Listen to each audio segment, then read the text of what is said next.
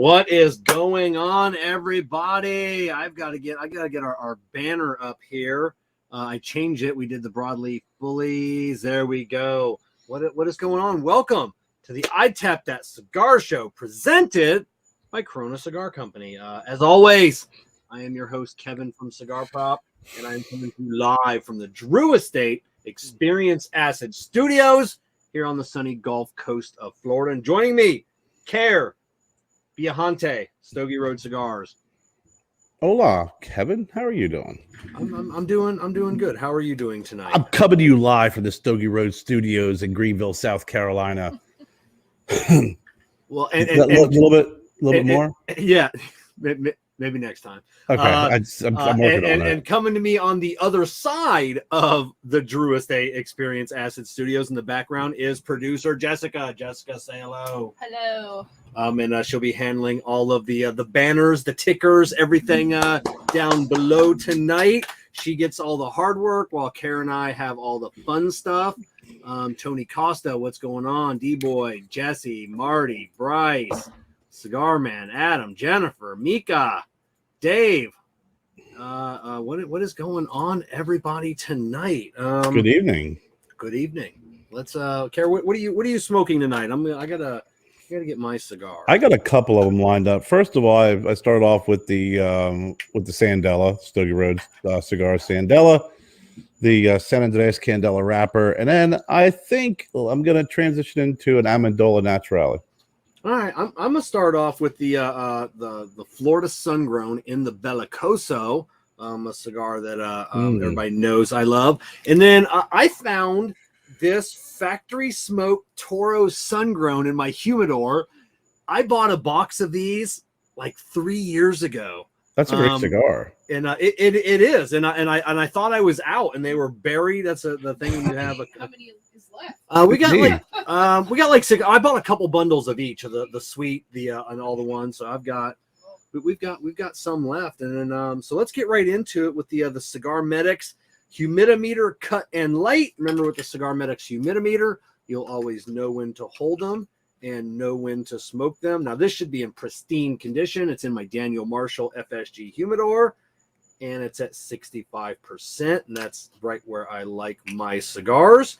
And as I'm cutting and lighting this, remember to make sure you download the Drew Diplomat app. They've canceled all in-person events for the rest of the year.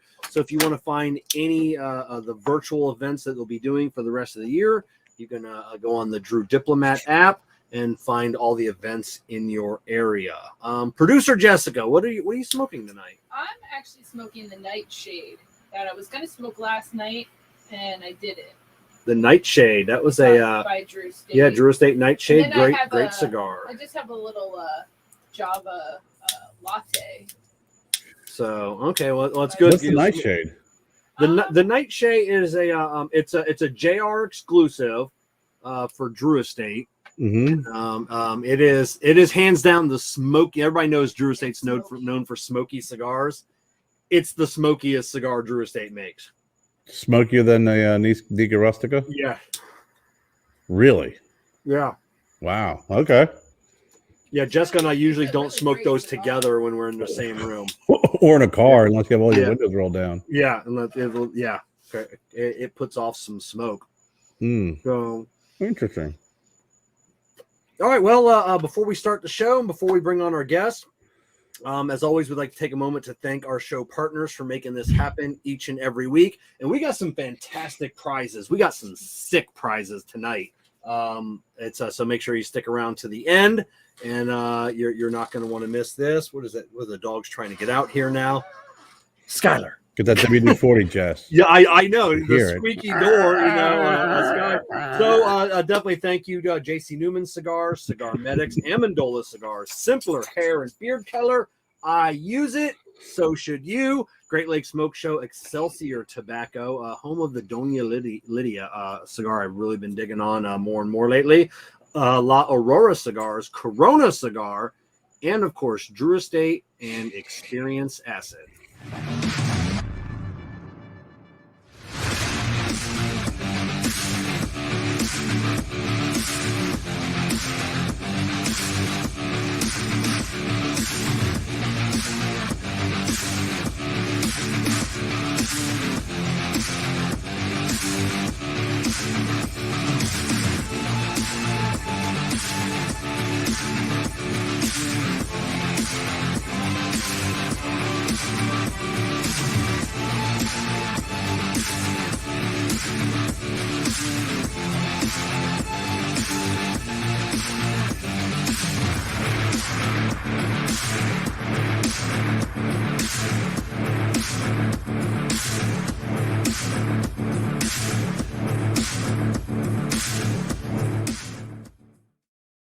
All right, so waiting patiently in the Experience Acid Green Room is Desiree Sylver of Drunk Chicken Cigars.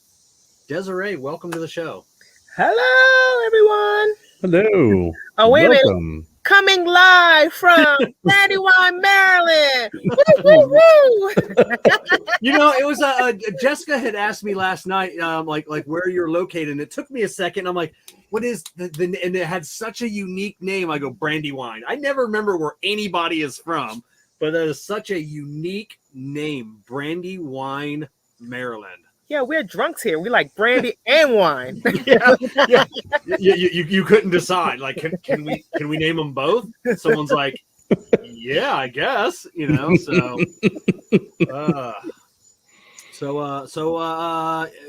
Maryland. So, yeah, you're on the. I'm like thinking, like, what You know where time Maryland zone is, Kev? Yeah, everybody knows, and make fun of me because I don't know where anything's at in the world. So I'm thinking, because it's looking a little dark where you're at, but I'm like, where is it? I'm like, oh yeah, they're on the East Coast too. I'm horrible. I am horrible with everything. Don't worry. I say I'm geographically challenged, so we're in the same boat. Yes, thank you. I don't want to be in that boat then. As long as Desiree, we're not captaining that boat. Is that what you're doing nowadays? I'm like this. Like, yeah, we're not captaining the boat. I don't even know if that's the. We'll carry it all up to you to get us there safely. Listen, I'm a human GPS. I will definitely guide you to safe shore. Yeah, and then tell Kevin we're somewhere where you don't know where it is, but it'll be okay. Yeah, exactly. So we'll jump right into it. If people aren't familiar with Drunk Chicken Cigars, it's definitely you caught my radar this year. It seems like all over social media, Drunk Chicken Cigars, because it's a funny logo. It's a funny band, and so you've obviously nailed the band part of it because Kerr knows that. The band drives boutique cigar makers absolutely insane. But so you've had an interesting life, and we definitely want to talk about your life a little bit leading up to how it got to you where you are today. You have a little history for everybody. You have a BS from Bowie State, an MS from University of Maryland, a PhD from North Central University. You've been an adjunct professor at 2 different colleges, from what I found. You are a contracting officer division chief of the U.S. Coast Guard, and you are currently a senior procurement analyst for NASA. And now here you are with that prestigious background talking about your company, Drunk Chicken Cigars. Wow. Zowie. You found everything. Desiree, in short, it means when you're in a room, you are probably most likely the smartest person in the room. Unless you're asking me where to locate something. Yeah. But the info I couldn't find on you, even watching a couple interviews, kind of reading some stuff, during that whole time period, I've never heard you talk. Where did cigars come in? Were you a father, uncle, grandfather, boyfriend? Where did cigars come into your life? Around what age? Oh wow. Probably I'm about 50 now, about 30-ish. My ex-husband was in the Navy, and we traveled a lot, and you go to the different naval bases and the lounges in the area. He would pick up some cigars. I would smoke whatever he gave me. I never was a cigar aficionado that I could tell you a name. He would go to the humidor, pick out some cigars, hand them to me. I would smoke whatever he gave me. It wasn't till about 7 years ago where we ended up divorced. The kids are going to his house for the weekend. I'm home alone going, what do I do? And so I said, we used to go to cigar lounges together. I went to a cigar lounge, so that's what I did. But when I went in there, it was the first time I went into a humidor. And I'm a real OCD nerd. When I went in there, the humidor manager I didn't even know there was so many cigars in life. I was like amazed. What is all this? And so he's telling me about the binder, wrapper, filler, and I had no clue. So I went home and I grabbed a few cigars, things that I kind of thought I recognized from what I smoked before.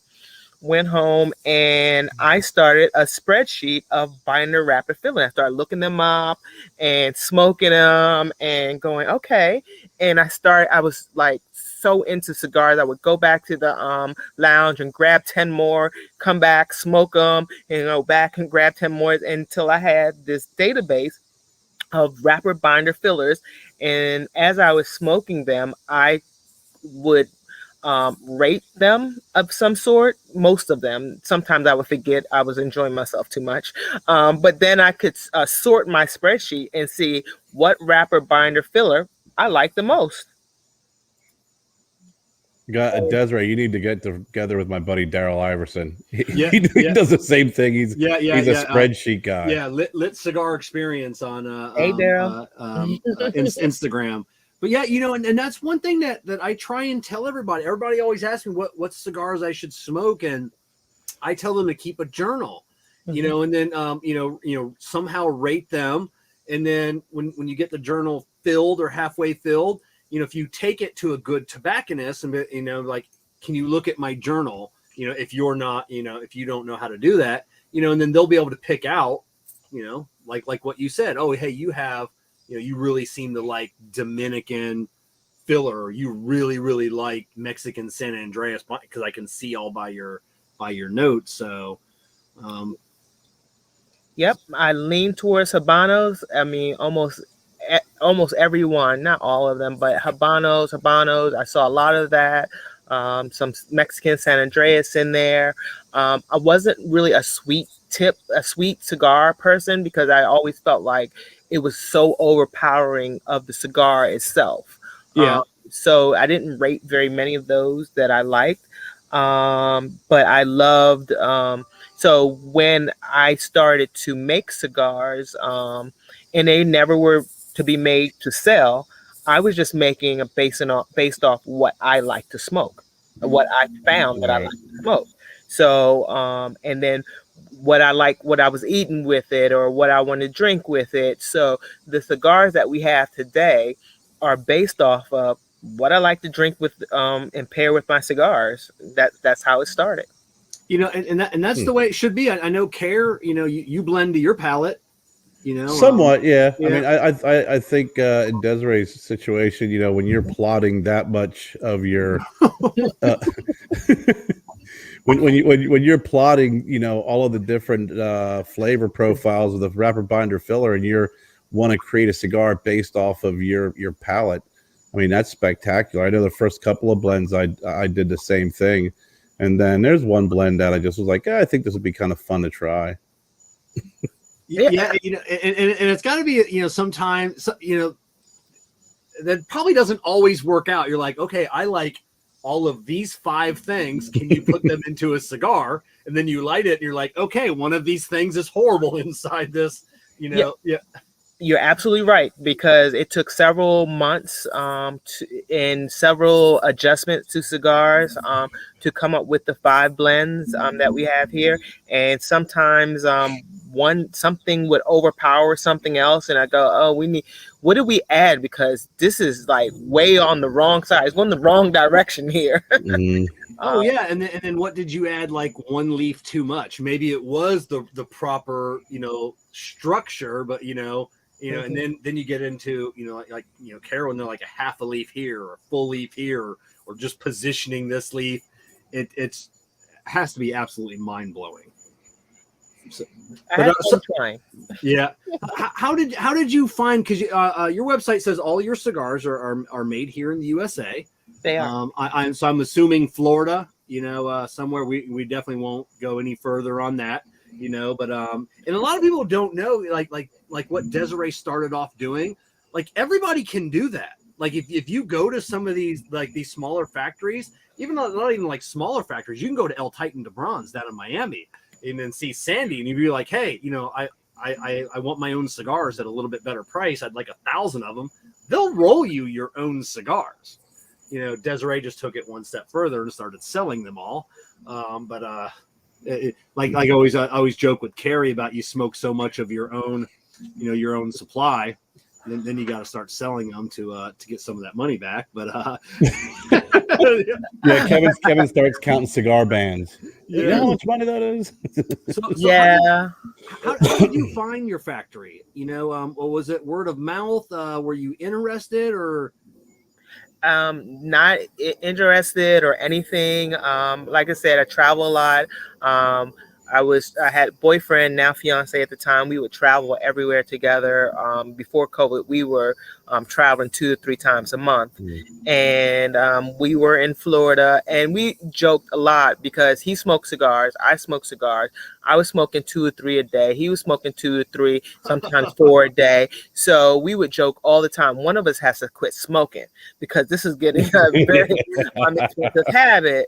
So when we walked into this, the manufacturer that we work with now, the experienced manufacturer that we're working with now, they were, I mean, we almost like instantly clicked, and we were talking about cigars, and the guy was just like, when I was telling him, well, I like Habanos and I would like this feel, I was just like so detailed about what I want, and he just looked at me like, okay, what do you know about cigars? And so he rolled me some cigars, rolled both of us some cigars, based off what we told him. And we smoked a couple there. We went to a hotel, smoked some there. I went back the next day. I was like, what if I bought 200 of these? Could you give me better pricing? And he said, yeah, absolutely. I said, okay, well, I'm going to go home and I'm going to come up with some blends and we'll work together and I'll get 200. Well, I got home and smoked a few more, and I promised him 500. And I said, here, take my money now, and I want 500 cigars. So he says, really? I said, yeah. I'm coming with some blends. It was never thought about 5 blends. I didn't know if I was going to get one blend with 500 cigars. I didn't know at the time. I just promised I was going to buy 500 cigars. And so when I was working with him, going back and forth, he would send me cigars. I would tell him what I liked, didn't like, what I wanted to tweak. I kept a journal at that time. I don't know why I didn't keep a spreadsheet, but I had this journal that I worked in, and I would always write down the notes that I think I smoked in that. And I say I think because I always come up with notes, and then Rico, my fiance, he would come up with notes. Sometimes they were similar, sometimes they weren't. And we came up with, I think, 3 of them right off the back. And then the manufacturer said, you should try something sweet. And I was like, oh no, I hate sweet. He said, just a sweet tip. So I said, okay, you know what? I'm up for an adventure. Send me some. That's how we did start with the limited dream, Sweet Dreams. I liked it, but I told him it was too sweet and I wanted a little bit stronger. It was too mild. So we tweaked the blend. We came up with the Sweet Dreams. And the Living a Dream was the last one because I wanted something that was smooth, light, and that I could smoke anytime. But each one, as we were smoking them, had like a different purpose. The DCO was full body. That Mexican San Andreas was like awesome. That oiliness of the leaf, and love drinking it with my whiskey and bourbon. The Mother Clucker has that spice to it, and I love drinking that with my red wine. And the hay and the spice brings out the sweetness of my red wines, to me anyway. The Fat Hen started off with the Shorty Nub, and that was my at-work lunch cigar. And the Living a Dream, I just pick up anytime, smoke it, and wouldn't like have my head swimming or at all. I knew that it was a light, easy cigar, although it is a medium in strength. But it is a slight, smooth cigar. And then the Sweet Dreams, I started falling in love with it when I started drinking coffee, that cocoa and vanilla. So each one was made for a very specific pairing or time of day and how we like to smoke. That's awesome. Did Rico ever give you like some note like, hey, I think you should do this? You'd be like, shut up, these are my cigars. And because Jessica never, that's the way she'd be like, shut up, these are my cigars. The DCO was definitely his cigar. I was not loving it at first, but I was like, okay, this is going to be your cigar. So he wanted it strong and really full, and the stronger cigars at the time really made my head swim. So I was like, okay, I'll smoke on a few of puffs on it while I'm doing at home. Would never smoke them out in public because my head was like, I would get lightheaded. So I was like, let me sit down in the corner and be quiet, let him do this blend. Now, I knew when I smoked it, it was a good cigar, but it just was a little bit too strong for me, my palate. At the time, I have grown into it because I've been smoking so many of them now. The Sweet Dreams, he was like, whatever you want, baby, because I am not smoking that. And the other three, we basically kind of did together for the most part. Yeah. And there's nothing wrong with a sweet cigar. Like Kerr, you enjoy a sweet cigar. Every once in a while, definitely. Yeah. So Jess, that's 1 out of 5. He had the direct input. The other ones were just influences. Yeah. So Desiree, when you're going through this whole process of blending these cigars, and obviously ordering them and thinking, we're spending way too much money on cigars, we're going to have our own. At what point does it dawn on you of saying, hey, I think we could actually start selling these to other people? Other people will enjoy our adventure. It was not us that said, let's do this. It was our friends.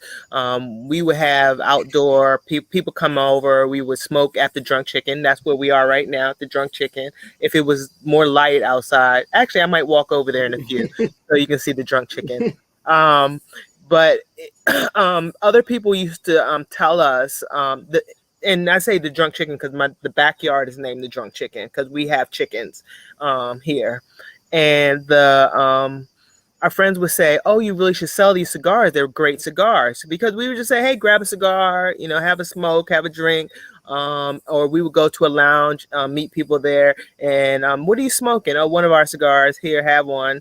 Oh, you really should sell them. And so at that point, we just started going, we should look into this. Mm-hmm. So we approached a couple lounges, one in Alabama. I was there on travel.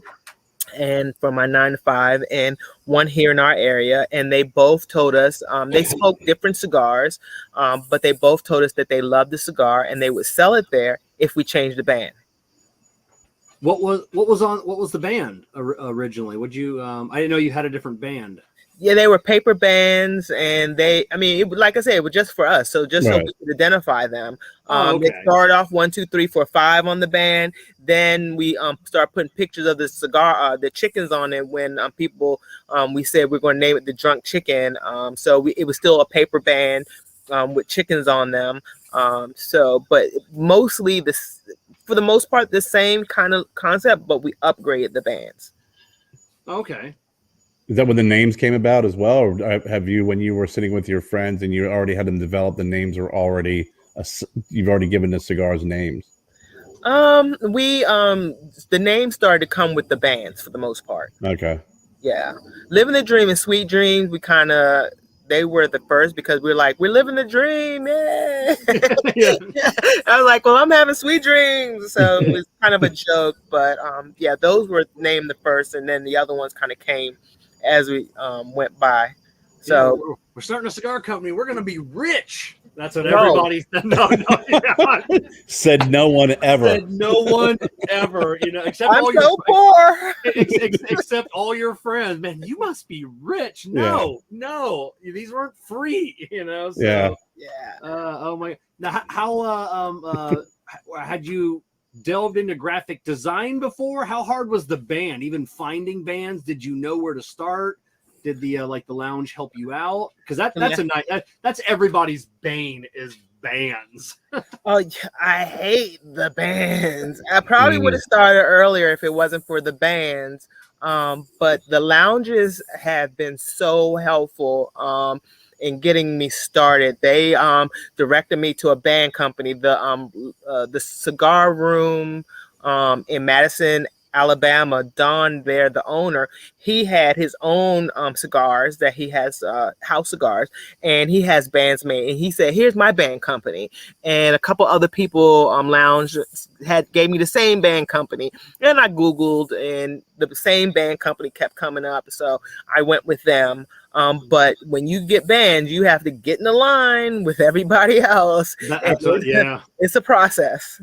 Yeah, and then especially when you're ordering, I know Kerr has that too. You know, if you're not ordering, 30,000, 40,000, you're definitely not the priority at all. Well, I'm up to 40,000 now, so. So you're getting it. Those are some good. Those are good minimums. They're taking you seriously now. Yeah. So finally. Yeah.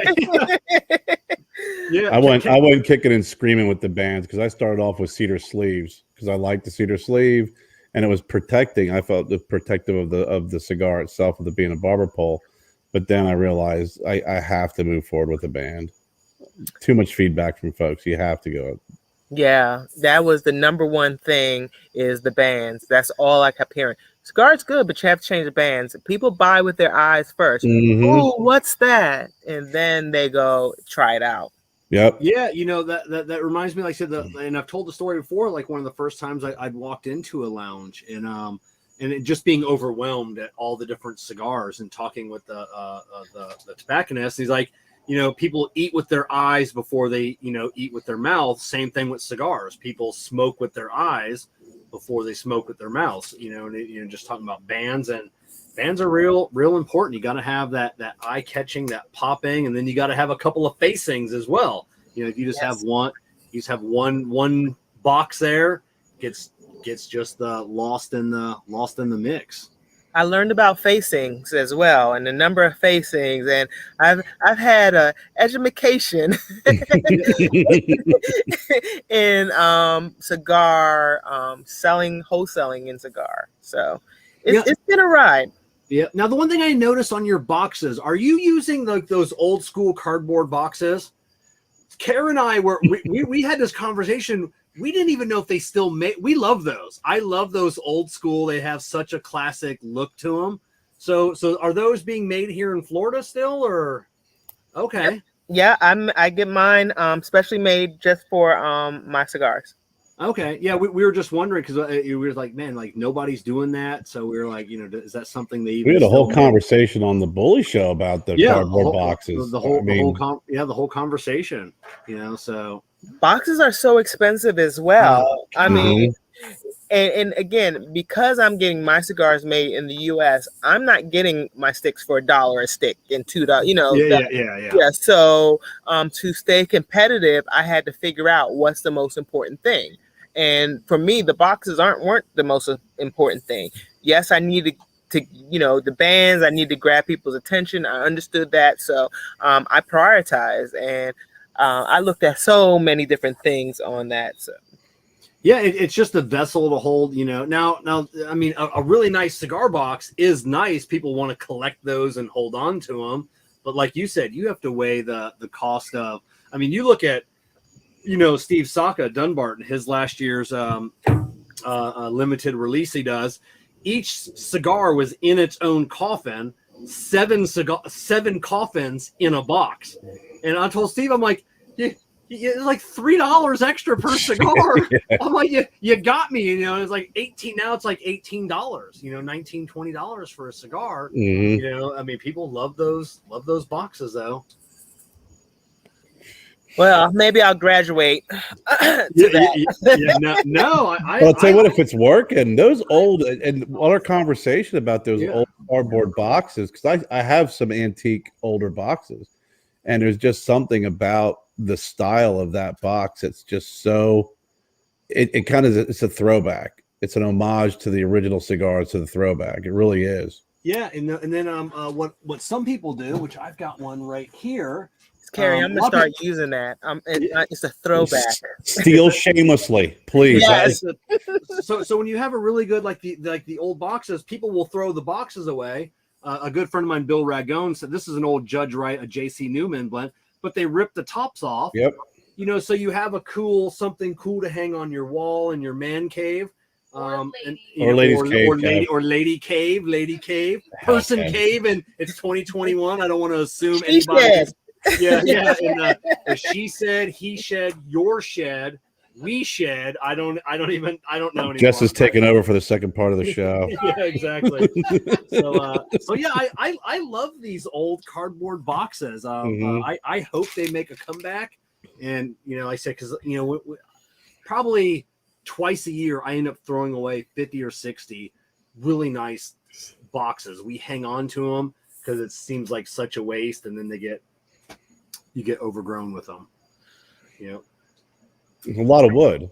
It is a lot of wood. I mean, it Yeah. really is. And Kevin and Desiree, I went from 10 count boxes to 20 count boxes just to conserve shelf space. Like you said, it's a learning experience, right? When you're starting out, it's a pretty painful process. But yeah, I love those old boxes, those old cardboard boxes. There's something about it that just kind of catches on and just grabs you and gets your attention.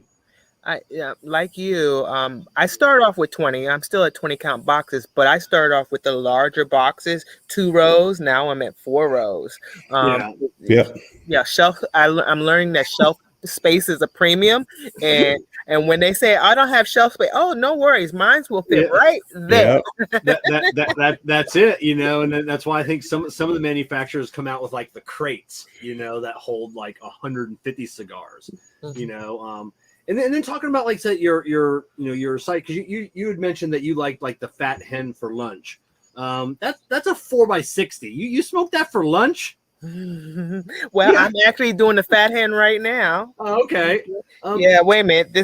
I'm doing that right now, and I'm doing the 6x60 of that one. Okay. Because you've got some unique sizes. You know, you've got a Gordo, a Lonsdale, a Lancero, a box press Robusto, a 4x60 shorty torpedo, which I don't even know how many people in the industry have that. You might be the only one as far as I know. That's a short, fat cigar to be a torpedo.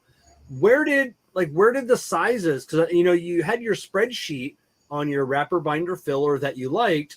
Was there, a spreadsheet? Did you include like the sizes you were smoking? Robusto, Lancero? How did you come up with your sizes? So I start off smoking 6x60s. Good God. Yeah, he smoked 6x60. He handed me a cigar whenever.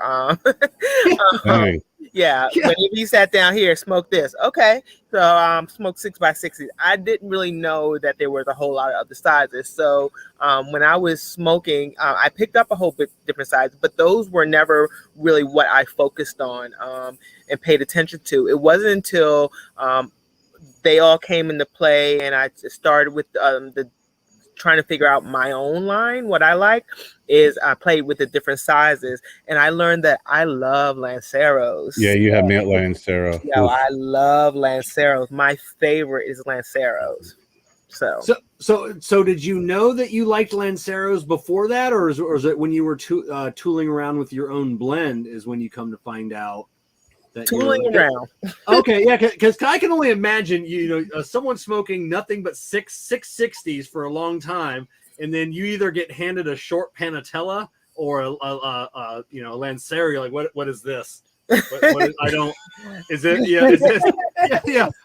know what this is. Can you put like 3 of them together? I don't know. Oh man, look at that. And then there's I love them because I think that they're so sexy for ladies when they're smoking them.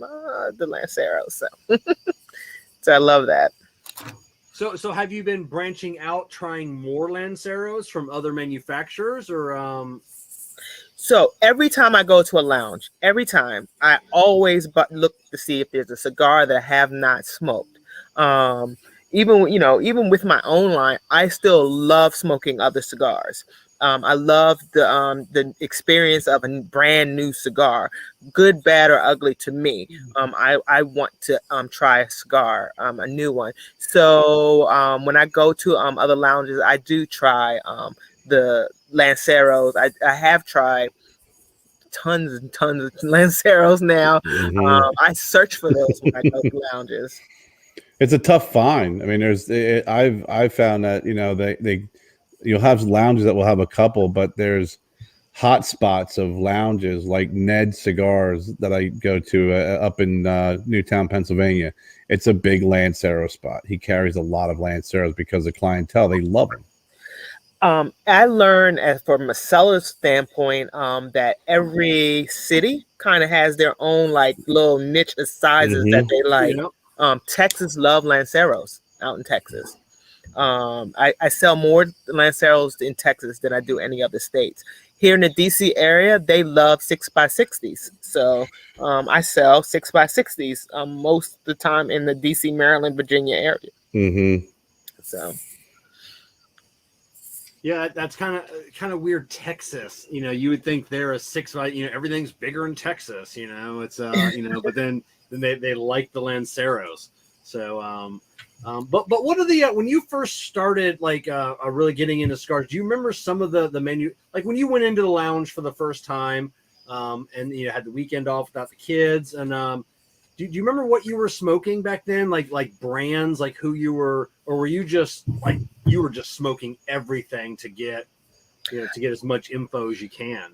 I was smoking everything, but I did pick up a few like go-tos while I was there. I love Oscar cigars. I love his cigars. Caldwell's, I do love most of his cigars. I like the boutique type cigars. I tend to go towards those. Maybe the bigger boutique. Hiram and Solomon love their cigars. Mm-hmm. One that is Roma Craft, love Roma Craft cigars. So I tend to love those cigars, but and if I saw one and I haven't smoked one in a little while, I would gravitate towards them. Now the one thing you can find every now and then, Tatuaje has a great Lancero sampler from their old Monster series. Yeah, Skinny Monsters. And the Skinny Monsters, and a few of those are really good. But I'm surprised to hear you say Roma Craft. Roma Craft are ass kicker of cigars. Like Roma Craft, they don't play around with their tobacco over there. Yeah, they don't. But I mean, it like I said, the full bodies weren't my everyday thing. But if I'm smoking at home and drinking some scotch or whiskey, I definitely want one that has a little bit more full bodiness to it. Now, so when you're smoking through the day, if you're smoking 2 or 3, on your day off, say you smoke like 3 or 4, what's your cigar routine? Do you start off with like your sweet cigar, like the little sweet tip, lighter, or does it not, or just like any day? Because I know for me, there's certain days I want something light in the morning, but then there's certain days I want something full bodied, ass kicking in the morning. What's usually your cigar routine? So the first thing I do in the morning is have coffee, and cannot function. Brain doesn't even click until I have that coffee. And I tend to go lighter in the morning because I work my way up to fuller body by the afternoon, where I'm more relaxed and more in chill. Maybe have something while I'm typing and texting. Typing and texting. So I tend to go a little bit more mellow with full body in the evening time.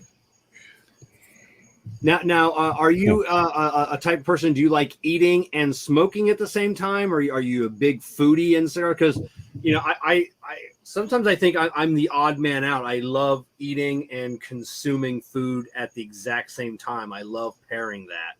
Are you the same way? I'm the same way. I love food and cigars and my beverage, my libation. Yeah. So yeah, I think that when it for me, it all goes together. So. Yeah. Now you're talking about your whiskey. Now I'm a rum guy. Kerr, he knows more about whiskeys, bourbons, and that's what he likes as well. What kind of whiskeys, bourbons, scotches? What are you liking? Oh wow. Whiskeys, scotches. I love Coela. That is like my favorite. I look for that when I go out, but it's rare that I can find it. Glenlivet. I love Glenlivet. Glenfiddich has this spicy one, fire and something I tend to love. Loving Uncle Nearest lately. Yeah. Mm-hmm. Yeah.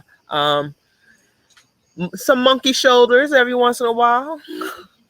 Let me think. Oh, Jane Walker. I am like hooked on some Jane Walker. Now is that affiliated with the Johnny Walker brand?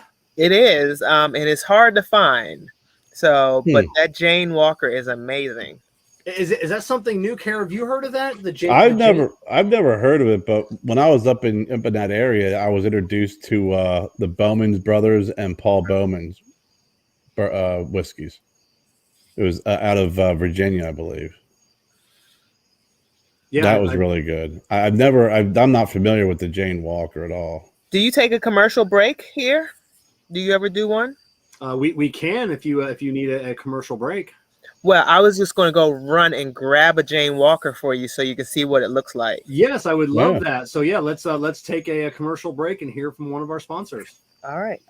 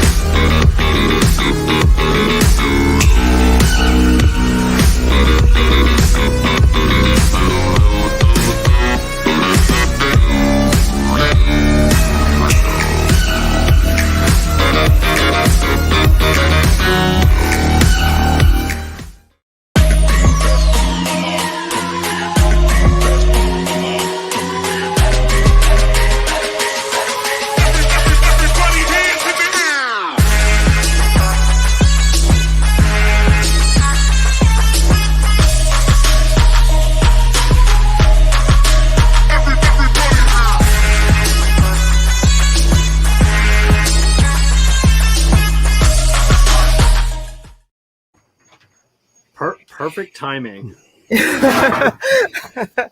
All right, Jane Walker. Look at that. Wow. Yeah, I keep this one with me. It's a brand new bottle. Now, have you tried the other? I mean, because as I used to be a bartender, so I know what the other Johnny Walkers taste like. So, are you familiar with the other Johnny Walkers?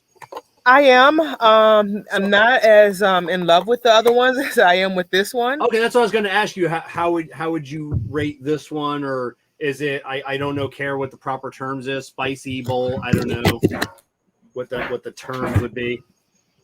It's a little. I would think to me it's spicy but smooth. I am walking to the Drunk Chicken, the She Shed.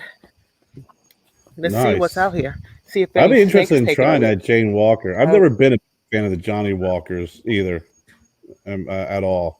But I would be interested in trying that Jane Walker. All right, you hear lights?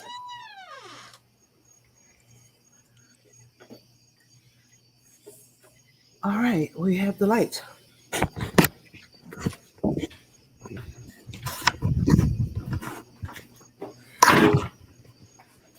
Wow, that is the setup right there. Yeah, that's the She Shed with the fan. Do you see it? Nice. I was going to go behind the bar, but it looks like the spiders have taken over. It's been so hot. I haven't been out here in a while. So. Yeah, it's been brutally hot everywhere here on the East Coast. Yeah, so this is where I normally would hang out, and since it's getting cooler, I will be back there again. My daughter just graduated from high school, so you see the graduation stuff. Oh, congratulations. Yeah, and then the heaters in here. Oh, that's nice. Yeah, so I'm looking forward to coming back to the She Shed. But yeah, the spiders, look like I have a couple of hornets or wasp nests back there too. So that definitely looks like a fun place for a party. So is that where the name for the Drunk Chicken cigars come from? That was known as the Drunk Chicken Lounge, I guess. It was good. The She Shed, and I can't see it right now, but back there's a sign that says the Drunk Chicken established, and it says "Living the Dream," where we have whiskey. What does it say? Where we have cigars, whiskey, and wine. So, but it was established way before we even thought about selling cigars. So when we first started, we were going to name the cigar company the Mad Dog, the Crazy Dog. I forget which one. But we were investigating other rollers and going to other lounges. We were in New York at Martinez, and David there said, "Well, why are you called the Mad Dog?" I was like, "I don't know, just a name. We need a name." He says, "Well, what's the story behind it?" I was like, "There is no story." He said, "That is not the name of your cigar company." And I said, "Why?" He says, "Because you have to have a story behind it. It has to mean something to you." And I said, "I don't know." And Rico and I looked at each other and said, "The Drunk Chicken." And he said, "I don't know what that means, but that's the name of your company," because we both said it at the same time. So the Drunk Chicken is just like what everyone, they say, "What you doing today?" "Oh, we're hanging out at the Drunk Chicken." Well, we cooking, or everybody come on over, to the Drunk Chicken, and we're going to have some fun tonight. And so it was just a thing before the pandemic, and a joke was, "Come on to the Drunk Chicken."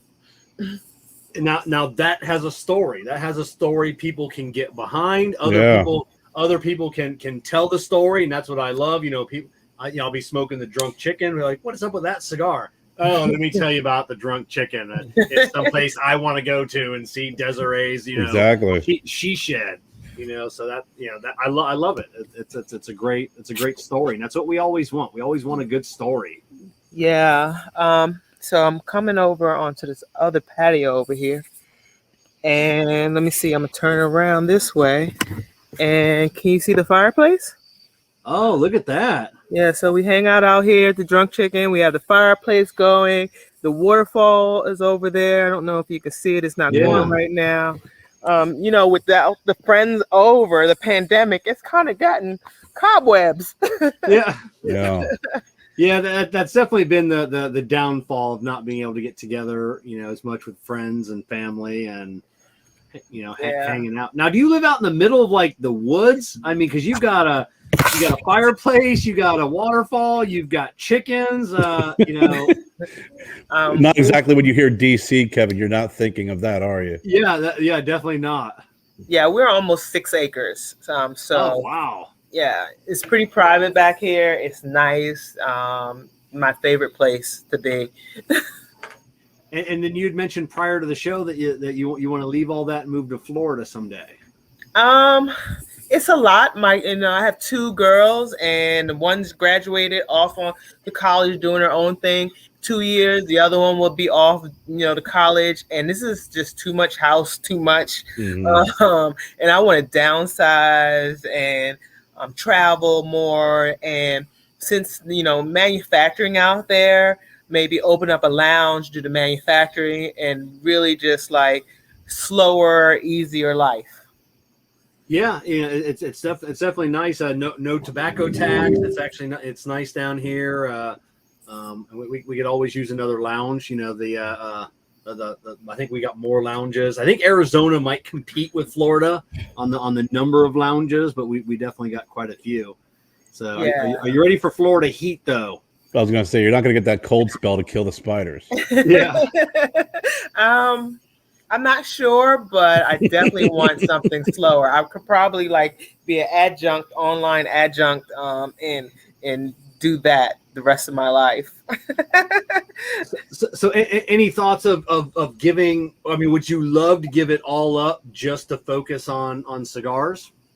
Yeah, I would. I mean, the cigar is consuming a lot of my time, a lot of my life. It would be really good if I was able to have a lounge where I would be able to relax a little bit and sell cigars, do Drunk Chicken cigar type of stuff, warehouse it in one place. And, it's a little fragmented, and I think it will all come together if I was able to slow down a little bit. Yeah, that'd definitely be nice. And it's also nice, like Kerr and I, we're both in the cigar industry. it's hard to leave that day job. It's hard to leave that health insurance, that 401k, that security of, that paycheck. The paycheck, yeah, the paycheck each week. It's scary, but you hear so many of these manufacturers just doing it and giving it up just to live that dream, and it'd be nice. Well, I could definitely live a different lifestyle. Here in DC area, it's a lot. Everything is large, everything is expensive, and I don't have to have that. So. I think also it comes to that point where that passion for the cigars takes over, because the passion for the 9 to 5 is still there. You love it, but eventually that flavor and passion for the cigars and the drunk chicken is gonna be like, okay, it's we got to have a talk here, because eventually when you're like me, and then your boss comes over and be like, hey, I noticed you're live on Instagram right now. You're on my clock. I'll be like, yeah, that or I got to yell in the shop, and I'm like, hey, everybody stop working. I need 30 seconds to make this TikTok real quick. And so everybody shuts down the facility while I can do a quick 30-second TikTok. Yeah. Yeah. I only have 5 or 6 more years to retire, so I'll start planning and see where I go from there. Yeah, you're awesome. gonna retire with like 7 pensions from all of your various endeavors. God, I can only imagine how hectic your lifestyle is. NASA, everything else, and then trying to do the cigars. I know how it is for me, and I know Kerr. Kerr and I talk every day, just trying to juggle those two. It's a lot. So, herding cats. Yeah, so I feel like you're herding cats all. Yeah. I constantly have 2 computers next to me when I'm doing my NASA stuff, and when I'm in a meeting. Okay, I heard my name. Now you were able to get some time away, and you went out. I saw your you did a half wheel thing. You were at PCA. Was that your first PCA? It was. Yep. I haven't been yet. Kerr, you haven't been yet. No. Have you? No. So what was it? Scary? Was it overwhelming? What was your? That's got for me. My heart is racing for you right now. It was definitely overwhelming. I thought I was going to lose all my hair and be bankrupt at the same time, because I decided to do PCA, and I think 6 weeks until it happened. So all the costs associated with this PCA all came within 6 weeks, hit me like a ton of bricks. But I had some great people that worked with me. And then all the ambassadors came out and they said, hey, we want to support. They came out on their own dime to do this. Oh, wow. Yeah, because I was like, look, I can't pay you at this point. Right. I'm just being honest with you. I'm, right now put everything I have to get to PCA. Make sure we have enough cigars. Make sure that we had something to present and that our booth looked presentable. And it was a journey, but I was able to, after PCA, reward, I guess, compensate is the proper word, all the ambassadors for their time and effort. And we did pick up 27, I kept saying 30, but 27 new lounges. Get out. Wow. Yeah, just that day. And afterward, we picked up quite a few more.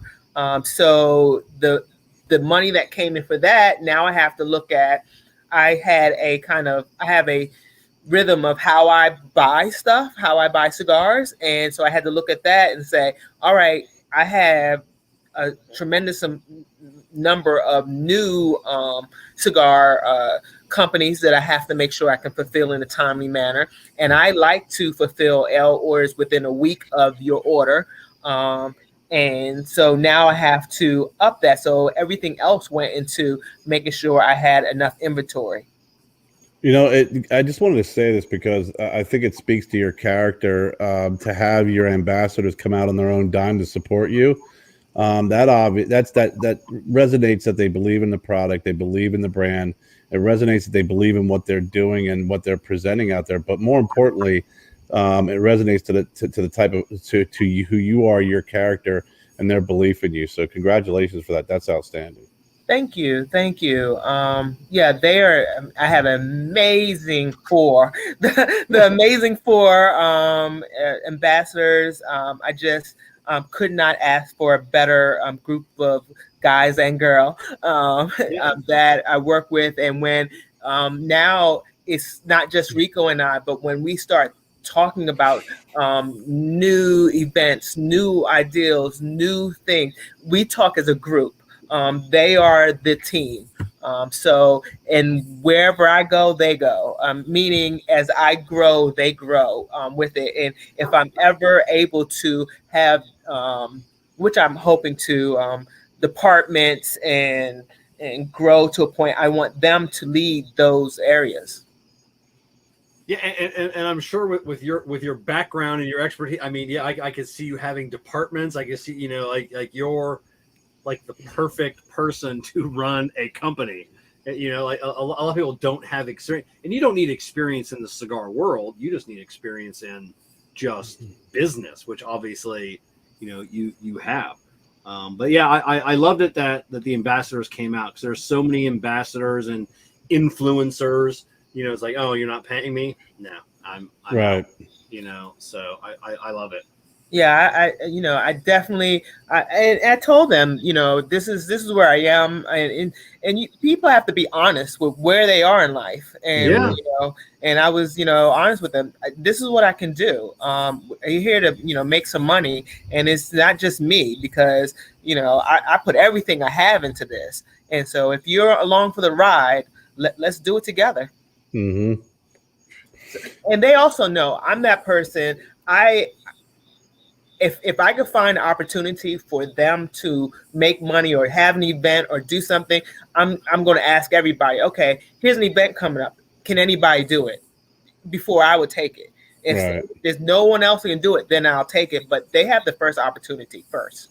Now, That's where are awesome. your ambassadors? Are they located to like the DC metro area, or are they spread out throughout the country? Where are your ambassadors located? I have one here in the DC area, Eric. And I have one in Texas, Armando is his name, but I call him Mando. And then I have one in New York area, Clee, and I have one in Georgia, Tanya. Oh my gosh, I just keep screwing that girl's name up. How did you find the or did they find you? How did you get partnered up with them? So Eric was the first, and Eric will tell you, which is not a true statement, but this is his version of how it went. He said that he met me and at an event, and then the next time he met me, he said, "You need ambassadors. Let me be your ambassador." And I said, "Okay." And he says, I brushed him off, and then he said that the next time he called me, I brushed him off, and then he followed me to another lounge and said, "I need an ambassador." He brushed me off. I brushed him off, but I didn't know what that really meant. I was going to ask you. I said, "Yeah, did you know what an ambassador, a role was?" No, and so like the fifth or sixth time that he shows up and emails me, I go, "Okay, Eric, I don't know how to pay you as an ambassador. I don't know what that means, but you are passionate about this. You love my cigar, so if you work with me, we'll shape whatever that is." And I don't care what everybody else is doing, but we'll shape what an ambassador is for Drunk Chicken Cigars together. And he allowed me, he was very patient. He allowed me the time to research it. We talked about it, what compensation would be, how often he would get compensated, what his role would be. And we drew up a contract together based on what we talked about. And that's how the first ambassador came about. Okay. That's great. And then we got welcome Dan Thompson, king of ambassadors with McAuliffe Cigars. So welcome Dan. Hey Dan. And and then how did the other ones come about? Just gradually, or? Eric went to Texas. Eric travels a lot for his job, his 9 to 5, and he was in Texas at the Leaf Affair. And Mando works at the Leaf Affair, and Eric was telling him about being an ambassador, and Mando was like, I want to do this. And so Mando calls me up and says, I want to be your ambassador. And I said, okay. So I was telling Eric about, hey, you know, this guy called me up and wanted to be an ambassador. He says, okay, well, let's do an interview. You know, he's in Texas. Let's do this. So when he comes up on the screen, we did this Zoom. He comes up on the screen. He said, I know you. I met you at Leaf Affair. He says, yeah. So we did a small interview with him. And I told him, like I told Eric, look, we are growing together. I'm learning what an ambassador is, and we're shaping this role together. So Eric is the first, and we shaped it based on what Eric has done, but you bring something else to the table, and let's see, you know, if there's anything new. And absolutely every single one of the ambassadors has brought their own uniqueness, own talent, and own personality to what an ambassador is for Drunk Chicken Cigars. And based on their strengths, I kind of let them do what they feel is that they are strong in, and how they deal with the role in as ambassador. Right. Well, Kerr, you need to get with Desiree. Kerr needs some. I'm a horrible ambassador for Kerr.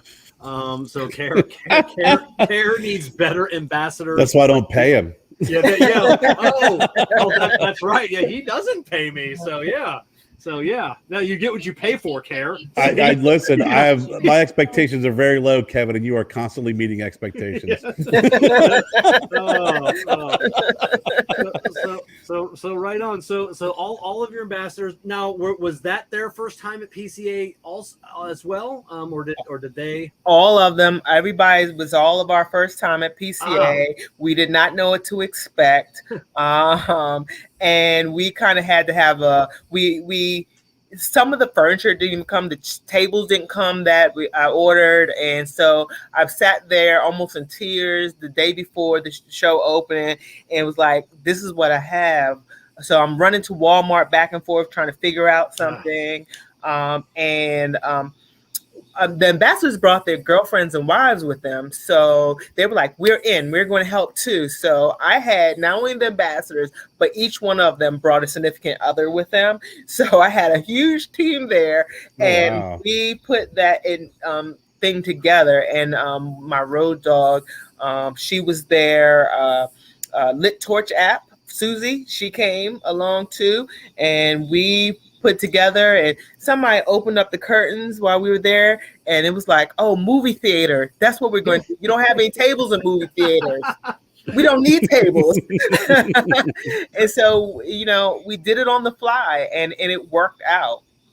Yeah. Now I admit, like, my first PCA, and I don't want to say it out loud because I know some of my competition always watches this show because they'll get me. I'm just going to have beanbag chairs for everybody. That's all I'm doing. Beanbag chairs. Everybody's no tables, no. It's gonna be really uncomfortable. Like nobody, because I don't want anybody at my booth. You know, if I ever have a booth, because I want to spend time at other people's booths. So I want the word to get around. Hey, don't go over to Kevin's booth. All he has is beanbag chairs. So that's what I want. So Kerr may have. I would love that. Yeah, beanbag chairs. I mean, that's it's very relaxed. Yeah. Getting out of the beanbag chairs would be difficult. Yeah, so people stay longer. I need 2 people to help pull me up. Exactly. Well, that's the key. You get people to stay longer. Yeah, once you get that potential client in a beanbag chair, you got him hooked. He ain't gonna get up. Listen, you got to buy, or you're not getting up. Yeah, that's it. Yeah. Wait a minute. Have you seen those ones that you kind of throw and you have put air in it, and then you tie it up, and then you just sit there on the ground? No, bag needed just a bunch of air. Oh my god, I'm gonna have to look that one up. My daughter, she has it's called a love sack. It's like the world's largest beanbag. It's like 6 feet around. You sit in it, and then it covers around you. I don't even know. It's really comfortable though. But so did you have any? Were there any fangirl moments? You know, at PCA, who was like, who was like someone that came up or you were talking to is like, oh my god, I can't believe he or she is talking to me. Not really. Not really. I did do a few interviews, and for me, it was like, how do you even know about me to want to interview me? So that was kind of my fangirl moment, just the various interviews that happened there. Yeah, I get, I get fangirl, and I say not fanboy. I get fangirlish all the time. Like right now, we got Dan Thompson here, and right now I'm getting ready to throw up because Dan Thompson is in our chat panel right now, and like I won't even be able to sleep tonight. But what about did you get a chance? Did you get a chance to meet Matt Booth by chance? Oh yeah, he's a great guy. Yeah. We took a picture together. He gave me some advice. He smoked my cigar with me. Matt Booth, that's Boothy, baby. He's a great guy. Did he give you real advice? Like Matt Booth will talk to you and like he'll give you some, like he'll tell you something like, was that like real advice, or was he messing? I think he gave me real advice. His advice was, I'll tell you what he said to me, was that he felt like his company was the best company when it was smaller. So don't rush to grow, and make sure that the customers I have now, I give great customer service to. So hey, you can't go wrong with providing great customer service. It's important to do that. And then the customers I have now, if they continue to buy, then I'm gonna be good. Yeah. Does that ever worry you about, because I know it does for me, and I don't know, Kerr, I'll ask you the same question because we've really never even talked about that before. Like it scares me to get bigger because you lose, not, you don't lose, but there's that potential that you could lose that really close relationship that you built. Is it a little scary thinking about getting bigger? Yeah, because like you said, close relationships. I personally called the first 80 lounges, restaurant. I personally picked up the phone and, hey, this is Desiree, and I explained to them about the company. I explained to them about the cigars. I have a relationship with those 80, the first 80. After that, it's kind of a blur, and I kind of feel like I'm missing out on that and want to go back to personally calling them up. But I'm like, I don't have time for this, but that's what I want, to have that relationship with every single one of my customers. Yeah, and I know Kerr is the same way. Kerr knows all of his lounges. Kerr, does it ever gets a little scary thinking about that? Getting bigger. I think the concern is the journey from going from smaller to getting bigger, because during that journey is really where you're taking on more responsibility, and some of those personal one-on-one relationships can slip through the cracks because you're doing one too many things. So like Desiree, starting to surround herself with a really great team, which allows her to continue that great relationship. And I think that's the key to it, building a smart business. Like Matt said, his advice is great, and what you're doing is dead spot on, Desiree, is surrounding yourself with good people who are passionate and motivated, who want to be there. Like you said, Eric chased you down 5-6 times. That is the best interview someone can give, is if they're that passionate that they're chasing you down like that. There's a couple of folks that I know that they start getting bigger and they don't want to interact with the lounge. And I'm thinking the lounge always likes the owners, the people, they always like being able to connect with the brand owner. They love the fact that they can pick up the phone and call you, and that you can have that one-on-one relationship. So that is something that I would never want to lose. And to grow is to grow smart by surrounding yourself with good people. Yeah.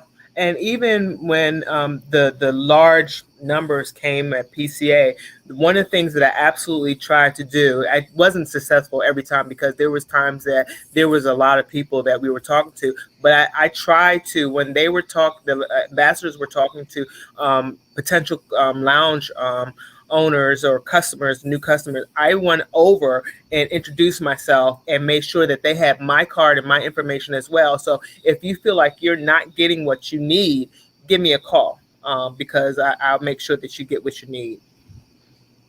So I try to make sure that I introduce myself every single time. And then what about Omar DeFrias? Omar says he talked to you at the PCA. Yes, I did run into Omar. Omar and I have a small connection. I never met him before, and that's why I don't really talk about NASA, because we actually worked in the same building and worked in Washington D.C. for NASA. And when I told a couple of my friends, hey, I'm gonna do the cigar, they were like, "Oh, like Omar." I was like, "Well, who is Omar?" And so I had to look Omar up, and then I'm like, "Oh my gosh, he worked in the same building." But when I was coming to NASA, he was leaving NASA, so I'm not even sure we were there at the same time. But yeah, and we were in the same building. So. Oh wow. So when you got to talk to him, was it more cigars, or was it more NASA talk, or was it kind of a mixture? A little mixture, because he didn't know. You're one of the first few people I rarely ever talk about NASA, because I don't want it to be, oh, I'm riding anybody else's what they're doing or following behind somebody, because I did not know, and I don't want to take anything away from what Omar is doing. Because I think he has great cigars and he has a great concept as well. Just want to, make sure that I distinguish myself as different than what he's doing. But when I approached him and I said, "Hey, Omar," and I was talking to him about, NASA and how I worked there, and he didn't know. So we talked a little bit about that, and we talked a little bit about cigars. So it was great meeting him, and he was everybody was very friendly. What was his, Desiree, was his height? Was his height intimidating? You would have noticed him. You'd have noticed him in the building. Yes, he's huge. So Desiree, I can understand you not wanting to give the impression that NASA is a stepping stone into a cigar brand owner. Everybody's going to be applying to NASA in order to get in the cigar industry. Listen, I'm going to be a rocket scientist. Then one day I'm going to have my own brand. We don't want to give that type of that illusion up there. Yeah, it's as soon as you start saying, "Oh yeah, I work for NASA," left me. Oh, like Omar. Oh, are you and Omar work together? And stuff like that. And so I said, you know what? I'm not going to talk about it. NASA's kind of big. This is just the background. Right. So when I go over, because NASA here in Florida, can I drop your name? Like, is that going to get me anything? Like, anywhere will that give me like a behind the scenes tour of anything? Well, oh, look at that! Omar said no. At least from a Desiree, I got, well. Are you actually close to NASA in Florida? Yeah, a couple hours, 3 hours away. All right, so I actually am starting a new job in NASA where I will no longer be a procurement analyst, but I will be over all the exchanges in NASA. And the exchanges are basically where you will buy all of your tchotchkes and stuff like that. Oh, okay. Yeah, NASA gear and stuff, souvenirs. I'll be over all those. And so if you when I come out there to do the exchange, I'll meet you out there and give you and see if I can get you a tour. Oh, that would be awesome. I would just love to tell Omar. You gotta wait for it. There's a way to get there, though, Kevin. She doesn't want to get a phone call on the red phone and say, "There's some crazy guy with a beard." Yeah, you have to wait the till guard tower. Dropping your name. I want to tour myself because I haven't had one yet either. So it'll be a joint tour. I'll let you go with me on my tour. Oh, that'd be awesome. Yeah, I'll be there's some guy here asking for an employee discount. No, I don't even get that. He wants to go to space camp. We have no idea what we're talking about. No, I don't even get any employee discounts or anything like that. So I think you need to give her full disclosure about you touching things that you shouldn't touch. I touch things I shouldn't. Good point, Jess. So good point, Jess. Yeah. So what she means by that, years ago I was at the brewery in Tampa, Yingling. So it was for a cigar event. So it was a very small group of us, maybe like a dozen people taking this tour. So they bring us into this one room, and then it's like this switch panel on the wall, like hundreds and thousands of buttons, gauges, whatever, right in the middle of this panel is like this red button said do not touch. It was too much for me. It was so I'm probably in there for like 15 minutes. We're waiting on our tour guide, and so finally I'm standing there. I just reached up and pressed it, like the button, and I don't even know why. It was just too much for me. And then that's when the tour guide comes in. The very second I pressed that button, and then she caught me, and then someone asked, "Hey, what does that button do?" And then she goes, "Nothing. We put that button there because that's the one that people will touch, and it literally does nothing. But if they touch that, that means they're not touching the important buttons." So yeah. It was too much. I'm just like, what the heck? Pressed it. I figured it'd have a lock on it if it did something really important, shut the whole place down. So yeah, okay. So thank you, Jess, for that. And you Sounds may like not Jess- be getting sounds the like Jess is tour getting because that tour. if they Yeah. say do not touch there, they mean it. Yeah. I think I was in Houston, and they had this huge pool where they do all of the training of the astronauts in this huge pool, and I just kept on going. I want to jump in. I just feel like I should jump in. And the guy said, "If you jump in, this will be your last day at NASA." I was like, "It's calling my name." Like you're weighing the odds. I'm like, do I Yes. really want to work at NASA, or do I want to be known as the person that jumped in the pool? Which one is more prestigious? And he said there's people that have jumped in the pool. So yeah. Oh wow. Yeah. Conversation is leading more towards a Jess tour. Yeah. Jessica, yeah, she's my chaperone. You know, hands in your pockets at all times. Yes, Jess, we need you. Yes. So More than you know. that's it. So your colleagues, do they kind of know you're into the cigar industry, or do you really do keep that kind of separate? Totally separate. As a matter of Okay. fact, if I find that a colleague or somebody that I know is on Instagram or Facebook, I block them. Okay. Yeah, so I totally keep it totally separate. It's not a secret. I do know that a couple people do know, but at the same time, it is a separate life, separate thing. Whenever I am doing anything Drunk Chicken Cigars, it's either after hours or I'm taking leave because I do not want to accidentally mix the two. And they say, "Wait a minute, you're on my time here." Yeah. Amen. So when you're taking leave and doing other things with Drunk Chicken, are you doing a lot of I guess before COVID, were you doing a lot of events, and then obviously COVID shut everything down? Or do you have plans on doing more events? Yeah, I have plans on. Well, okay, so we're coming up to the end of the year. I need to get my house in order because I've been like just rolling, and then I'm looking back and going, "Oh, I have so much paperwork I need to do." The end of the year is coming, tax season's coming, holiday season. So I'm really going to. September is every weekend. There's something going on. October, I may have one thing, but after that, I'm really going to take it slow, start looking at my calendar for next year, start planning events for next year. And yeah, so not too much more this year. Yeah, tax season. I just finished paying off my tax bill from last year. And, taxes. That's what Kerr knows. Cuts the joys of company ownership. There is no joy. Now we have taxes. Yeah, I had to hire a bookkeeper because it started to get really muddy for me, and I need to get things in order. So I'm really going to be focused on that in the last few months of the year, the last months. Now, how hard was it learning? How do we follow Desiree on Facebook and Instagram?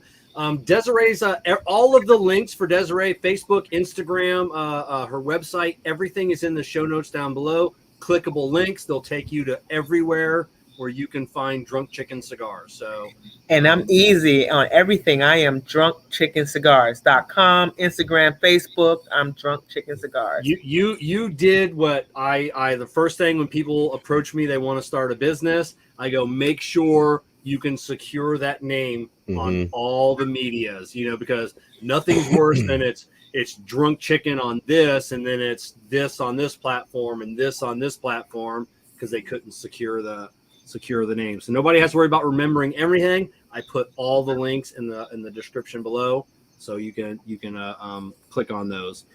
So how you're welcome. How hard was it learning?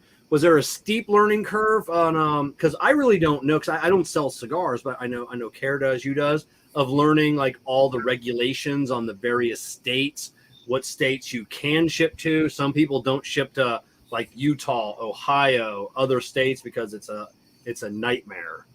I'm learning as I go. Mhm. Like California, I learned a lot about California at PCA, and I'm really right now still going through the learning process of distributors and the cigar tax and everything. So every state seems to be quite unique. That's true. It's a learning process as I go. The East Coast has been easier, and so now I'm looking at the West Coast. Have to each individual state I'm going to, and I'm looking at the rules and regulations, and not just the rules and regulations. Some of it, the rules are have some quirks in it. You can only the lounges can only purchase from distributors because the distributors pay the taxes, and Mhm. so now I have to figure out, well, who are your distributors? Who do you buy from? And then calling them up and seeing how they work, because everybody wants a piece of the pie.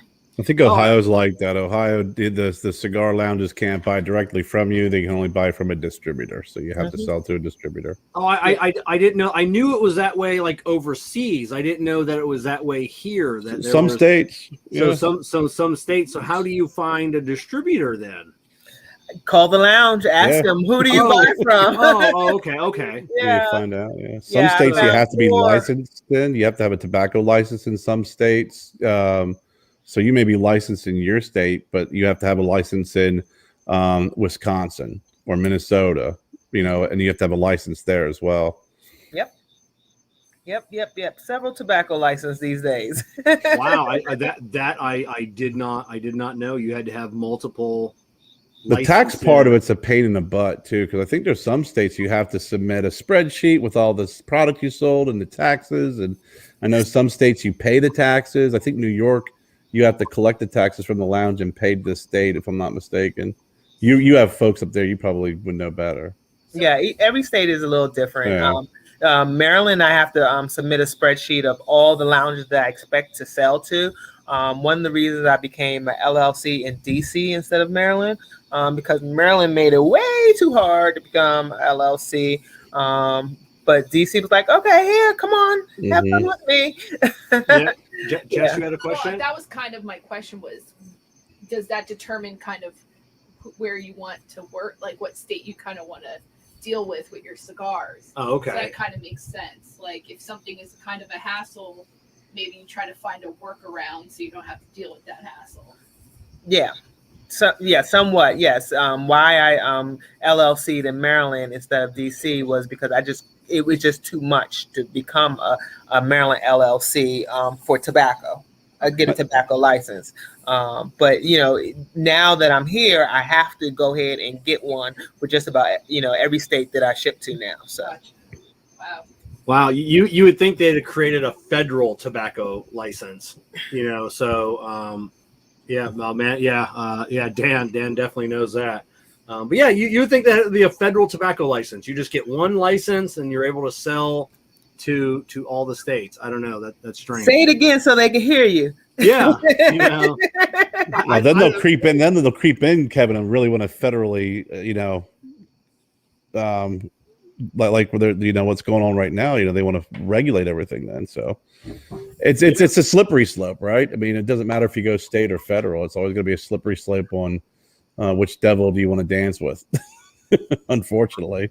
Yeah, I guess so. So yeah, what a an absolute nightmare. Yeah, and I think in DC they don't have taxes either, where for tobacco taxes, if I'm not mistaken. I mean, Oh, really? Yeah, it's really crazy hopping Yep. from state to state. Yeah, It is DC. yep. So is that something that your accountant has had to figure out as well, or did you find an accountant that was knowledgeable in the cigar industry? So I have my accountant is like dealing with the books. My tax person is the one that has to deal with all that. So yes, he is investigating that and calling me up, telling me how much of a nightmare that I'm in. Oh, really? Yeah. Yeah. So like what did you get me into? But he always says, I've never had anybody go to jail yet. That's what my accountant tells me. He goes, I've never had anybody go to jail yet, and he goes, you're gonna, especially here in Florida, he goes, you're gonna get audited. He goes, my job is to prolong that for as long as possible. And he goes, luckily for you, you keep meticulous books, but he goes, eventually they're gonna come after you. Because there's nothing you can do. He goes, we'll guide you through it. So Florida is known for, we're an auditing state, so we like to audit people, I guess.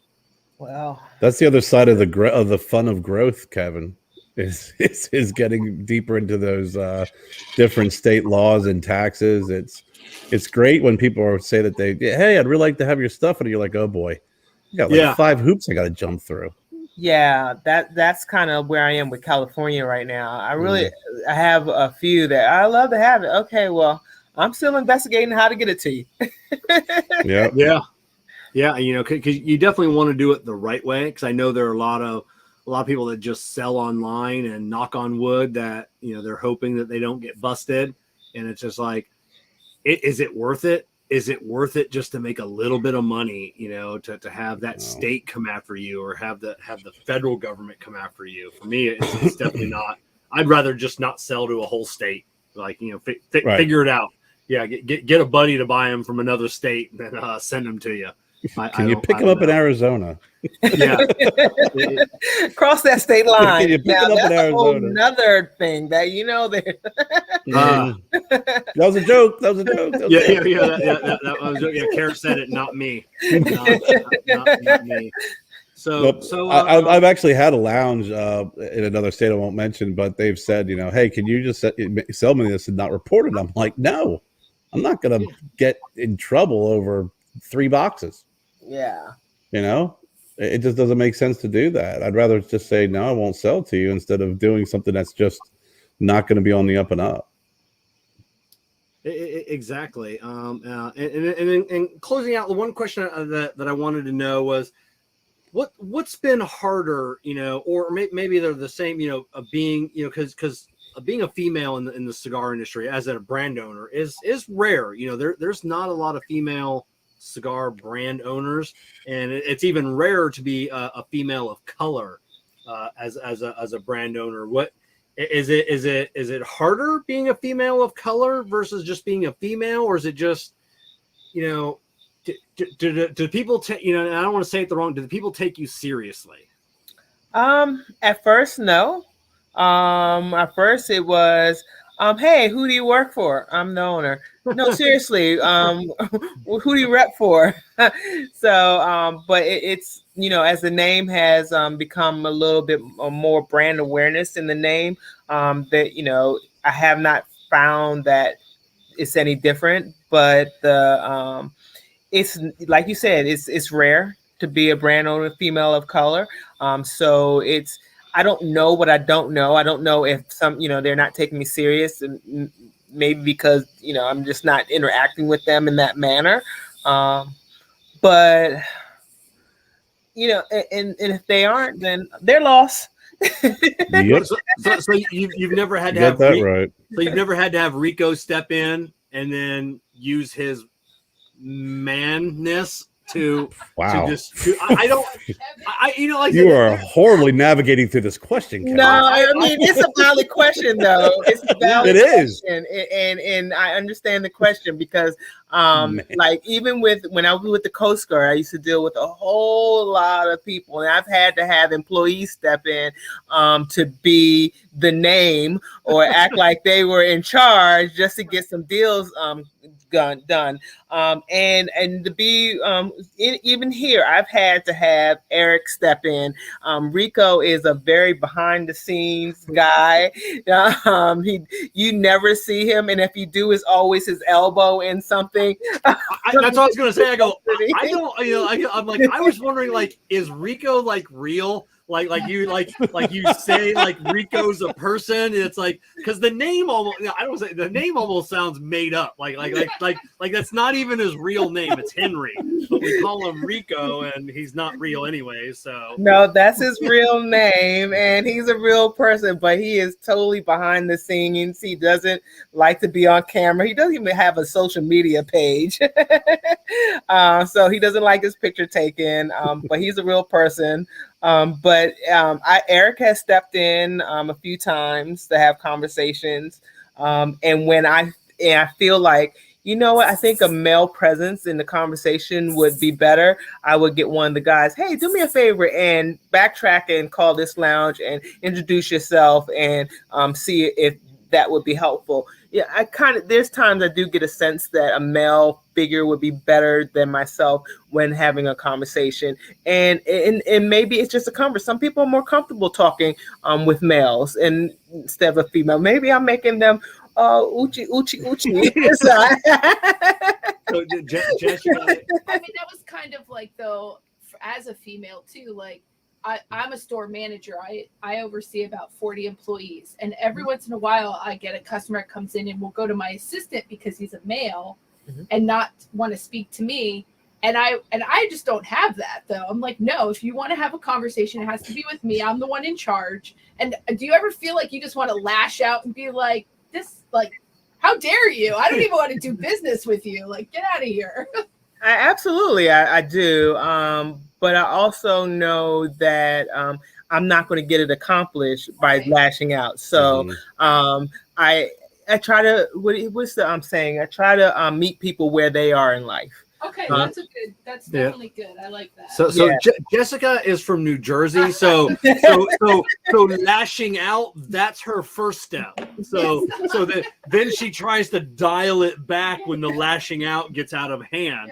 You know, so trust me, if we weren't talking about cigars and cigar lounges and we're talking about going to the store, Rico has pulled me out of a lot of stores talking about, all right, it's time to go, honey. It's this conversation is not going well. But I learned from those experiences what not to do in the company. That's good advice. Oh, definitely good advice. And to kind of wrap things up, 1 year from now and 3 years from now, where do you want to see yourself in the company? 1 year from now, I would like that the customers that I have understand that they're a priority for me, and the customers that come on board, that they will be a priority as well.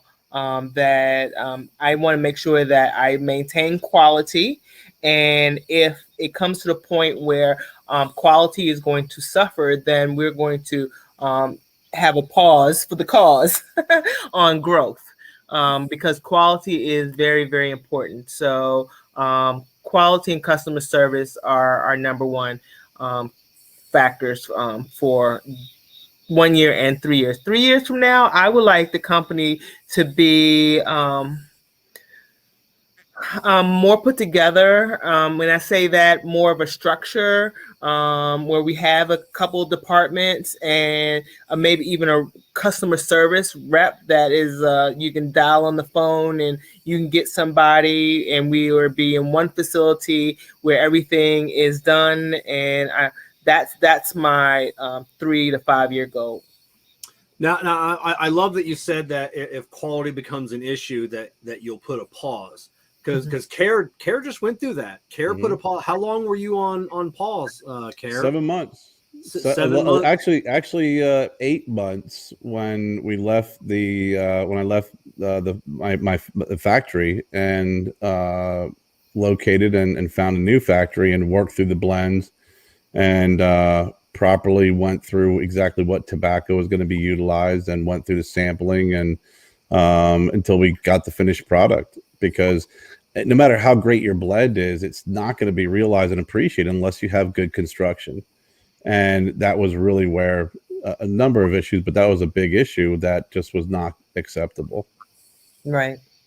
Yeah, there are so many brand owners, and that's where that's their downfall, is they don't realize that there is quality issues, construction issues, and they try and work through it at the factories, that they're at, and then it just gets to the point to where nobody's buying the cigars anymore, and they end up having to shut down. And once you shut down, it's hard to bring those old customers back. So I love that you're willing to put a pause on things. Let's just stop what we're doing.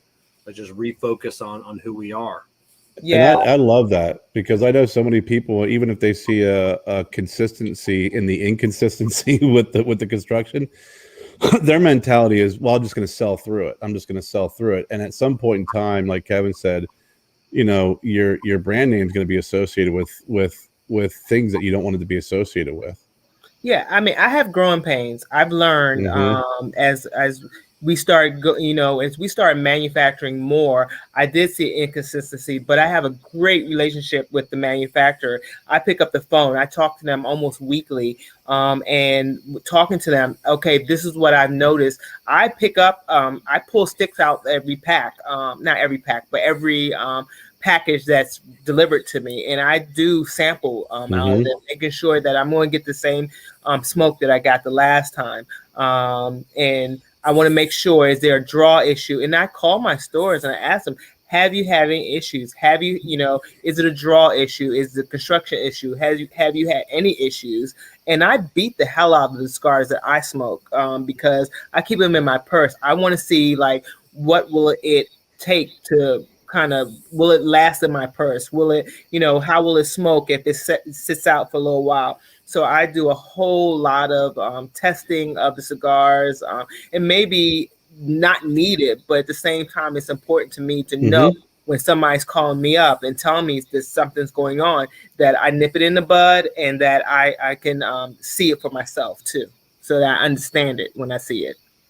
Good for you. Yeah, there are quite a few brand owners that I've personally asked that question to, and none of them do that. None of them, take out cigars. I asked them, I go, hey, when you get shipments in, are you pulling out random cigars? And 99.9% of the time, it's like, no, we're just, we trust that we're getting the same cigar every time. And then I've never heard anybody calling the store like, hey, are you having any issues that I should be aware of? Because some people won't say anything to you. The stores just stop buying. No, I asked the question. I have had stores tell me, hey, I've had some draw issues on 2 or 3 of them. Okay, well, I will send you 2 or 3. If they tell me. I had one store that tell me, 5 of them came and they were a little broke up. Really? That's unusual. Did you take a picture? I always ask, because if I'm in a store and you tell me that 5 or 6 cigars are broke up, which is very, very unusual, take a picture, show me what you're talking about, and I will replace it 100% of the time. And then I've even this is 100% hand rolled. You never know what somebody's going through that day. And mistakes happen, things happen. So I want to know so that I can make it right for my customers. They're important. Yep. Yeah. Go ahead, I'm sorry. No, go ahead. No. I was going to say, calling the stores, I've done the same thing, and I think that's a tough thing, right? Because you always want good news, and you're not always going to get good news. But you got to handle it. And if you're on top of it and they know you're on top of it, that sends a very strong message to the shop that that you not only care about them. You're just not more worried about just the sale. That you want to make sure they're getting good quality products. Yeah. So that's I say that's brave because it is, because it's you dial that number. You're like, please say it was good. Please say it was good. Please say it was good. Well, I mean, I want to know good Yeah. badly, because if I don't know, then I can't fix it. Exactly. I learned that we can't roll Lanceros. I can't roll Mexican San Andreas Lanceros the same day as we do the Habano Lanceros. I've learned that because when we switched from one to the other, we were rolling the same way. The guys were rolling the same way, and what ended up happening is the Mexican San Andreas dries tighter, so we had tight Lanceros that were hard to smoke. So, but if I didn't ask, I would never have known that. Right. Yep. I love that. I absolutely love that you know that you figured that out. You know, like what you can roll, what you can't roll, and I'll be honest, your heads and tails above a lot of brand owners in this industry that I talk to. I love it. I love that you're, and that could be the NASA in you, the analytical part in you, the professor part in you of always asking questions, and so I just want to let you know, whether it means anything or not, you're ahead of the curve. Definitely. In this industry. I think it's the nerd in me. I liked it. I love learning new things. I mean, and when I find something new, I like hold on to it and want to learn everything about it. So that is good. So Desiree, we definitely want to thank you for coming on and spending an hour and 40 minutes of your Monday night with us. It's been a blast. It really has been my pleasure. Thank you. I've enjoyed myself as well. So we talked about stuff we're not supposed to talk about here. Yeah. That's what we do here. Like I said, we always get people to talk about something that they're not supposed to talk about, or we bring up something that out of the blue. So, Kerr, do you have any parting words for our guest tonight? No, just thank you. I mean, what a great interview. And thank you for being so candid and direct. And I'll be reaching out to you. Yeah. You can swap off some cigars, and I'm looking forward to trying your cigars. And just thank you for being on the show tonight and spending the time with us. And like Kevin said, I mean, you're definitely head and tails. You have the right mindset and the right structure in place to grow accordingly. And hats off to you and all the folks who are on your team. Yeah, and Rico, and Dan, Rico. Forget Rico. Yeah, Dan, the rugged purse test. I think that might be a new test, and Kevin's getting the draw Kevin's getting a purse now. Kevin's going to get a purse now. He's going to get a purse. Yeah. That rugged purse test tells you a lot. So when somebody tells you that your cigars can't beat up, you know, Kevin, we'll have long for European 10 days. It's not beat up. Yeah, exactly. So Desiree, thank you very much, and I hope you have a good rest of your Monday night. Thank you. You do the same, and thank you for having me. I've had a blast. Oh, you're very welcome. Take care, Desiree. God bless. Take care. Bye. Kevin, Lars is gonna have to make you a European carry-all now. It can't be a purse. You can have a European carry-all. Yeah, there's nothing. It's 2021. Men can have purses. We don't have to call them a European carry-all. So I'm trying to help. Yeah, I'm gonna have Lars make me a leather a fanny pack. We're gonna bring back. You can't afford Lars. Yeah, I can't afford that, so I'm gonna have to have Lars. He loves you though. He'll make one for you. Yeah, he will. I'm gonna bring back the quality of his bags. Yeah, absolutely insane. And everybody in the chat panel that's still with us, start typing in the word cigar. So cigar, and then again, it's time for the Tapping Ash and Taking Names giveaway, presented by Amendola Family Cigars. So tonight, everybody's gonna get. We got 1, 2, 3, 4, a 5-pack of cigars from Corona Cigar, which includes the same FSG Bellicoso that I am smoking tonight. And then we've got a Stogie Road cigar from Kerr Viajante himself, some stickers. We've got a Florida Sun-Grown hat. We have from our sponsor, La Aurora, we've got this cool cigar travel case. Also from Corona Cigar, which is I think one of their newest items. This is their Thunderbird. I don't want to say Zippo, but it's a Thunderbird, and it's got the electronic torch inside of it. So, which is awesome. Nice. And then from our fine sponsors at Drew Estate Cigar, which is what everybody is hunting for, which is this beautiful, beautiful undercrown knife. Yeah. So absolutely That's beautiful. Cool. So from our fine friends at Drew Estate Cigar. So someone is winning a fantastic prize pack tonight. Let me put all this away. And I did not put in cigar tonight, Kevin. What's that? I did not type in cigar tonight. You did not type in. So yes, everybody typing in cigar. And the only people that cannot win are Mika Ramsey, Brian Blackwell, and David Ramsey. So I think everybody has put in their term cigar. So let's go over here to let me make sure it pops up on Jessica's screen over there. Yep. So we got Desiree, and then we'll type in the word cigar, and we'll see who won.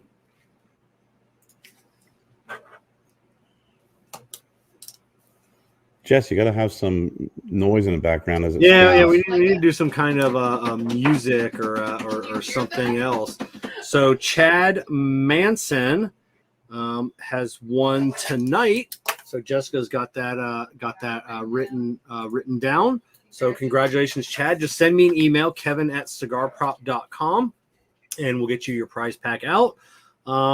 Next week's show, next Monday night, we welcome our guest, Kerr Viajante of Stogie Road Cigars. We're just going to do a tobacco talk show, unless we get the one guy that was supposed to be on. We'll see. But if not, just going to be me and Kerr talking cigars, talking tobacco, and should be an interesting show. And remember, if you're interested in I Tap That Cigar merchandise, head over to the cigarprop.com website or tapthatcigar.com. Make sure you're following Cigar Prop, producer Jessica, and Kerr Viajante of Stogie Road Cigars on all the social medias, along with Desiree with Drunk Chicken Cigars.